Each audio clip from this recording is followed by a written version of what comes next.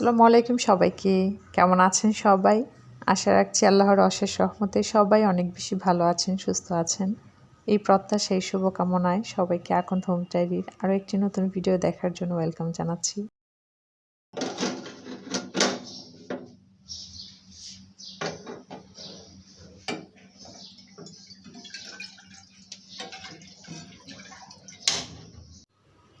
কিছু কিছু দিন এমন থাকে না যে আবহাওয়ার কারণেই হোক আর কারেন্ট না থাকার কারণেই হোক, দেখবেন যে আপনার গুছানো কাজটাও এলোমেলো হয়ে যায়। আমার ক্ষেত্রে আজকে তাই হয়েছে।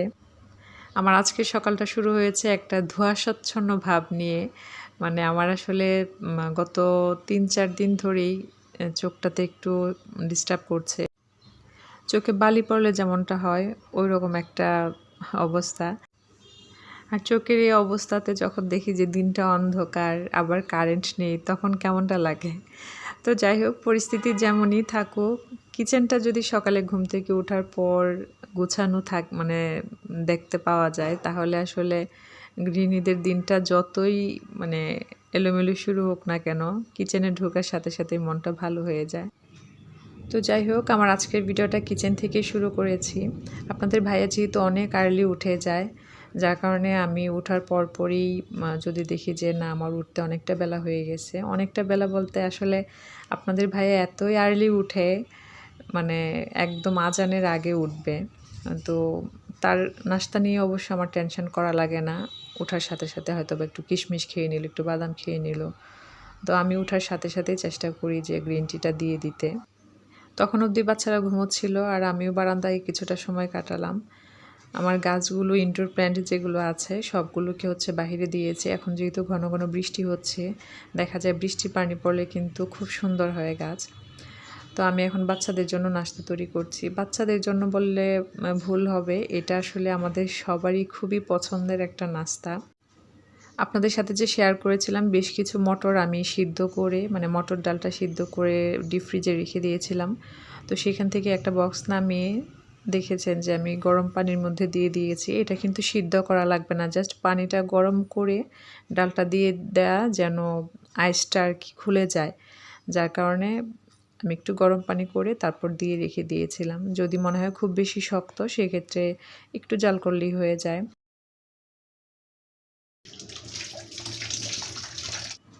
আর এভাবে করে ডালটা যদি সিদ্ধ করা থাকে, সেক্ষেত্রে নাস্তাটা মাত্র 10 মিনিটে তৈরি করা যায়।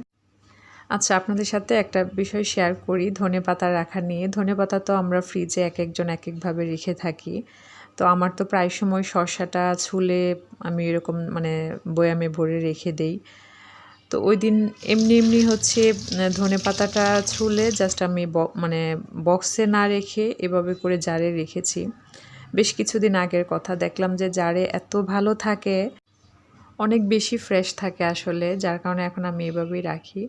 তো এই মটর ডাল দিয়ে যে নাস্তাটা বানাচ্ছি, এটা তো খুবই হেলদি একটা নাস্তা। আমি এখানে যা যা দিয়েছি, পেঁয়াজ কুচি, কাঁচামরিচ কুচি, ধনেপাতা কুচি, স্বাদ মতো লবণ আর ম্যাগি মশলা দিয়েছি। দিয়ে আমি ভালো মতন মেখে নিয়েছি। তো এটাতে আসলে শসা, টমেটোর পরিমাণটা, ধনেপাতার পরিমাণটা যদি 50-50 হয়, দেন এটা সুপার হেলদি একটা ফুড হয়ে যায়। তো আমি এখানে অল্প একটু আপনাদের ভাইয়ার জন্য দিচ্ছি, কারণ সে এখন খাবে না, একটু পরে যেহেতু সে ভারী খাবার খেয়ে নেবে। এই খাবারটা আমরা মূলত বেশিরভাগ সময় সন্ধ্যার সময় খেয়ে থাকি। তো গতকালকে যখন সন্ধ্যার দিকে বাচ্চাদের দিয়েছিলাম, ওরা বলল যে আম্মু সকালের নাস্তাও এটাই খেতে চাই। তো যাই হোক, এখানে আমি এখন বাচ্চাদের জন্য একটু চা করে নিচ্ছি। ভিডিওর এই পর্যন্ত কে কে আছেন জানি না, তো আপনাদের সবার প্রতি আমার মন থেকে কৃতজ্ঞতা জানাচ্ছি। গত ভিডিওতে আপনারা এত সুন্দর সুন্দর কমেন্টস করেছেন। আমি সত্যি ব্লেসড যে আপনারা আমার এই ছোট ছোট কাজগুলিকে এত সুন্দরভাবে অ্যাপ্রিসিয়েট করেন, যা সত্যি আমার কাজে ভীষণভাবে অনুপ্রেরণা দেয়। তো যাই হোক, আমি অফ ক্যামেরায় রান্না কিন্তু শুরু করে দিয়েছি। কারেন্ট ছিল না, যার কারণে শ্যুট করতে পারি নাই। আজকে যে কতবার কারেন্ট গিয়েছে, পরে শেষ পর্যন্ত কারেন্ট না থাকা অবস্থায়ও শ্যুট করেছি। কি করব, ইউটিউব তো আর এটা বুঝবে না যে কারেন্ট ছিল না। তো টেবিল ক্লিন করতে এসে দেখলাম যে পানির জারটা ক্লিন করা লাগবে। এটা সামনাসামনি অত বেশি ময়লা বোঝা যায় না, কিন্তু গত ভিডিওতে ভয়েস দিতে গিয়ে ভয়েস ওভার যখন করছিলাম, তখন মনে হচ্ছিল যে জারটা অনেক বেশি মানে ময়লা মনে হচ্ছে। তো এই ধরনের জার আসলে একটুতেই যেমন ময়লা হয়ে যায়, আবার একটুতেই একটু ক্লিন করলেই দেখা যায় যে একদম শাইন করে। খুব ভালো লাগে এই জন্য ট্রান্সপারেন্সি জিনিসগুলো। তো আমি এই জারটাকে সবসময় স্পঞ্জ ভিতরে দিয়ে দেন হচ্ছে এভাবে একটু ঝাঁকায়ে তারপরে হচ্ছে ক্লিন করে নেই। তো টেবিলটা ক্লিন করে আবারও চলে আসলাম কিচেনে।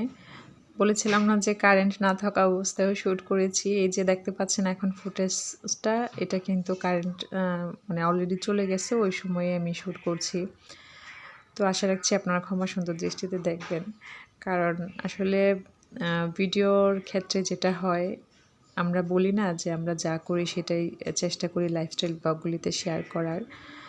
তারপরেও যেহেতু এটা ভিডিও আকারে যায়, আমি সবসময় এই জিনিসটা মেনটেন করার চেষ্টা করি যে আমার কাজটাই আমি শেয়ার করছি ঠিক আছে, কিন্তু ভিডিও চক্ষু সৌন্দর্য বলে যে একটা কথা আছে, ওইটা যেন ঠিক থাকে। তো সেভাবেই ফুটেজগুলো নেওয়ার চেষ্টা করি। তো ভিডিওর ক্ষেত্রে কিন্তু লাইটিংটা অনেক ইম্পর্ট্যান্ট। আর যদি কারেন্ট না থাকে তাহলে তো একদমই অন্ধকার থাকে। আমি যেহেতু কোনো রকম রিং লাইটও ইউজ করি না।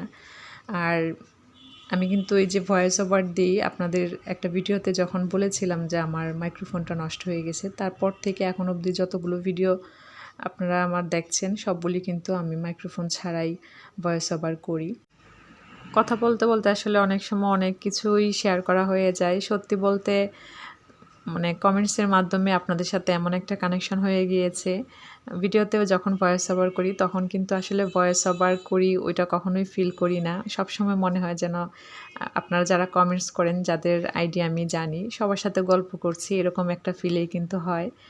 তো যারা আসলে ভালোবেসে ভিডিও দেখেন, অনেক সময় কমেন্টস করা হয় না বা করব করেও কিন্তু করা হয় না। তো রিকোয়েস্ট থাকবে আপনি ছোট্ট করে হলেও একটা কমেন্টস করে জানাবেন। তো যাই হোক, কথা বলতে বলতে কিন্তু আমি রান্নাটা করে নিচ্ছি। আর এই রান্নাটা প্রথমবারের মতো আমি করছি। আলু কুচি দিয়ে এর আগে কখনো ডিম ভুনা করা হয়নি। তো দেখা যাক কেমন হয়, যার কারণে আমি আর ডিটেলসে রেসিপি শেয়ার করছি না। আচ্ছা, ভিডিওর এই পর্যায়ে একটা বিষয় মনে হলো, আমি গত ভিডিওর কমেন্টে সালমা আপুকে বলেছিলাম যে আমি হচ্ছে ডেজার্টের বিষয়ে ডিটেলসে শেয়ার করব। কারণ আমার কাছে মনে হয়েছে যে আমি বানানোর পরে বেশ কিছু টিপস বা থাকে না যে একটা জিনিস নিজে যখন ট্রাই করা হয় তখন অনেকগুলো আইডিয়া পাওয়া যায়। তো সেই ভিত্তিতেই ভেবেছিলাম যে আজকে আবারও শেয়ার করব। তো যার কারণে আমাকে ক্যারামেলটা তৈরি করতে হতো, ক্যারামেল ব্লেন্ড করে যে পাউডারটা করা হয়। তো কারেন্ট না থাকার কারণে আর সেই কাজটা করা হয় নাই, যার কারণে কিন্তু আপু শেয়ার করতে পারি নাই। আপুকে আমি বলেছিলাম যে আজকের ভিডিওতে ডিটেলসে শেয়ার করব। তো সরি আপু, ইনশাল্লাহ যদি সম্ভব হয় নেক্সট ভিডিওতেই শেয়ার করব। তো সবসময়ের মতো রান্না শেষে আমি সার্ভ করে নিয়েছি। নিয়ে হাঁড়ি পাতিলগুলো হচ্ছে ক্লিন করে রেখে দিব। তবে ননস্টিকের যে প্যানগুলো, ওগুলো কিন্তু একটু ঠান্ডা হলে দেন পানি দিয়ে বেশ কিছু সময় ভিজিয়ে রেখে তারপর ক্লিন করা লাগে। তো রান্নার পাশাপাশি কিন্তু কিচেন ক্লিনিংয়ের কাজ চলতে থাকে। আমাকে পার্সোনালি অনেকে জিজ্ঞেস করেন যে আমার চুলাটা কিভাবে অত বেশি ক্লিন রাখা হয়। আমি সবসময় চেষ্টা করি রান্নার শুরুতেই হচ্ছে চুলার নিচে যে টাওয়ালটা দেখতে পান বা যে কাপড়ের টুকরাই থাকুক না কেন, সেটাকে আগে ভিজিয়ে দেন হচ্ছে রান্নার কাজ শুরু করা। আর যদি ভাতের মার পড়ে যায় বা তরকারি কোনো কিছু পড়ে যায়, আজকে খেয়াল করেছেন কিনা জানি না, আমি কিন্তু এরকমটাই করি যে একদম গরম স্ট্যান্ডটা সরিয়ে ভিজে একটা টাওয়াল দিয়ে সাথে সাথেই মুছে নিই। তাহলে রান্নার শেষে আসলে ক্লিনিংয়ের একদমই ঝামেলা থাকে না। দেন সফট একটা কাপড় দিয়ে মুছে নিলে কিন্তু একদম চিকচিক করে, সেটা আর অনেক বেশি সময় নিয়ে আসলে ক্লিন করতে হয় না। তবে যারা নতুন গৃহিণীরা আছেন তারা এই কাজগুলো দেখে ইন্সপায়ার হয়ে কাজ করলে একটু সচেতন থাকতে হবে। কারণ আমরা তো ইউজ টু হয়ে গিয়েছি, দেখা যায় অনেক সময় নিজের অজান্তেই হুটহাট কাজগুলো করে ফেলি। তো যাই হোক, আমি কিন্তু রান্নার শেষে কিচেনের সমস্ত কাজ শেষ করে দেন চলে আসলাম বেডরুমে। তো বেডরুমে হচ্ছে ওরা দুই ভাই বোন মিলে বেডরুম গুছানোর প্ল্যান করছিল। করতে গিয়ে একটা কাজ করতে গিয়ে আর একটা কাজ আজকে বাড়িয়ে নিয়েছে। তো ওরা হচ্ছে বেডের ঝাড়ু খুঁজতে গিয়ে কোথাও খুঁজে পাচ্ছিল না, যার কারণে স্টিলের আলমারি খুলে ওখানে খুঁজতেছিল। তো পরে স্টিলের আলমারি এমনভাবে খুলেছিল, যেহেতু তার সামনে হচ্ছে সেলাই মেশিন, ওইখান থেকে সব শাড়ি উল্টাপাল্টাভাবে একদম পরে খুবই বাজে অবস্থা। তো এই কাজটাই আমাকে এখন করা লাগবে। তো ভাবলাম আগে বেডরুমটা গুছিয়ে নিই, দেন আমি কাজগুলো করি। তো আগে ওই কাপড়গুলো রুম থেকে একদম সরিয়ে নিয়েছি, দেন সব কিছু ক্লিন করে ঘরটাও ঝাড়ু দিয়ে নিয়েছি। আজকে যেহেতু খুবই ছোট একটা ভিডিও শেয়ার করছি, যার কারণে কিন্তু কোনো আপুর কমেন্টস পড়িনি। তো আবারও রিকোয়েস্ট থাকবে, যাদের আমার ভিডিও ভালো লাগে তারা প্লিজ কমেন্টস করে জানাবেন। তো আমি এখানে অনেকগুলো শাড়ি ভাঁজ করে নিয়েছি। এই ৩ টা বাকি ছিল। ভাবলাম এই ৩ টাকেও ভাঁজ করে রেখে দেই। এখন আর এই মানে পুরা স্টিল আলমারিতে যে শাড়িগুলো আছে সবগুলো গুছিয়ে রাখা সম্ভব না। যার কারণে কোনোমতো গুছিয়ে রাখছি। পরে সময় করে হয়তোবা পুরো স্টিলের আলমারিটা আবার গুছাতে হবে। তো বাচ্চারা তো আর ইচ্ছা করে নাই, এমনটা হয়ে যায়। তো এই ছিল আমার আজকের ভিডিও। আপনাদের কাছে কেমন লেগেছে কমেন্টস করে জানাবেন। সবাই ভালো থাকবেন, সুস্থ থাকবেন। সবাই সবার জন্য দোয়া রাখবেন। ধন্যবাদ সবাইকে। আল্লাহ হাফেজ। আসসালামু আলাইকুম।